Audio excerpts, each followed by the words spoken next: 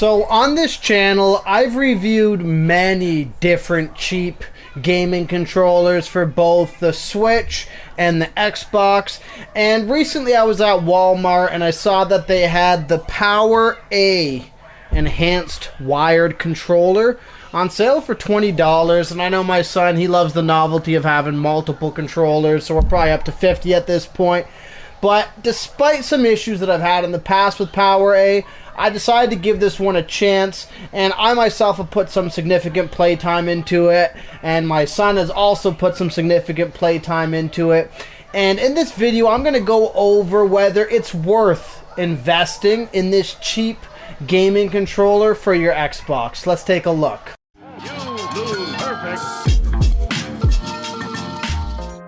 So to start off, this is the enhanced wired controller from PowerA, and you can get this in multiple different colors and styles and that sort of thing. However, this line of controllers, as I understand, is relatively all the same, coming standard with a volume control dial, of course, a headphone jack input, as well as detachable wire to the controller itself, and 2 programmable back buttons.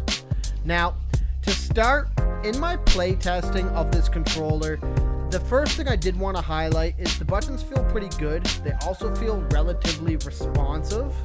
However, the back paddle buttons, well, they were easy enough to program. I just didn't like the size of the buttons themselves.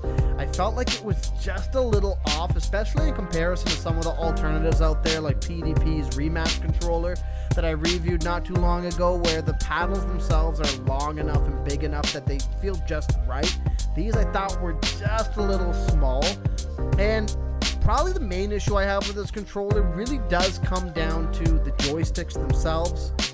The joysticks, the best way I can describe them is they feel loose, which what I saw with the PDP controllers that I've used, they feel kind of loose themselves too, but when it comes to the sensitivity and the usability of them in games, it feels like PDP refined the dead zones on them, so they feel solid when you're playing any game, whereas on the PowerA controller, I just felt like, especially on fast-paced games like Call of Duty, my aiming was just slightly off.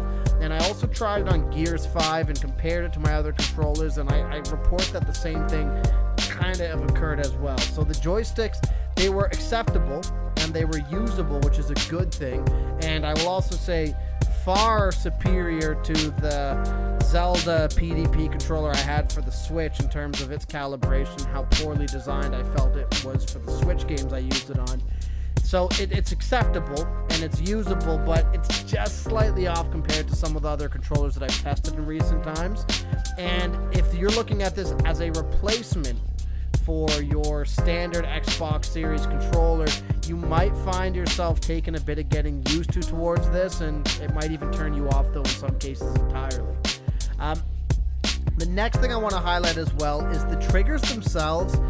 Something about them, it's not that they just feel cheap, but again, they don't feel nearly as responsive as the official Xbox Series controller, as well as some of the alternatives that I've tested out, like the PDP rematch controller, and of course the Xbox Elite controller. It just doesn't seem nearly as sensitive or as on point as it should be, and I definitely found myself in the couple of hours I tested it out with trying to get used to it, and I did for the most part, but it still felt like it was overall just lacking a bit.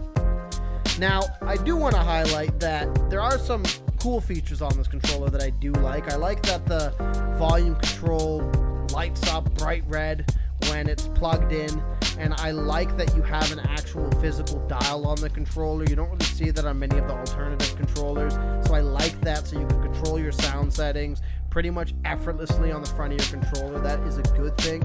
I like that the wire on this is detachable as well. I know most of them are, but I've seen a couple, and I've also reviewed one for the Switch recently where it was not. So I do like that feature as well.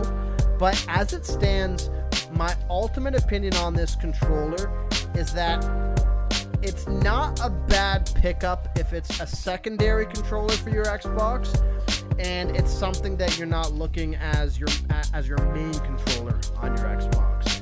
I say that due to the joysticks and the triggers. Now, again, they're not deal breakers entirely, but they're definitely not on the same tier as some of the other alternatives that are out there, and of course not like the official Xbox controller for the series consoles.